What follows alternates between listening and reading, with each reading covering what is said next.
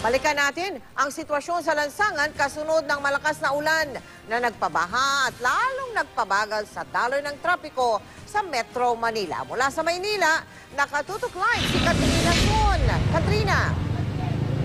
Yes, Mel, malakas nga na ulan ang bumuhos sa buong Metro Manila kaninang hapon, kaya naman ang mga commuters hirap sa pagsakay. Dito sa Padre Burgos Avenue sa tapat ng Manila City Hall, ilang oras nang nag-aabang ng masasakyan ang mga pasahero rito. Karamihan sa kanila, mga estudyanteng pauwi na sana matapos ang klase.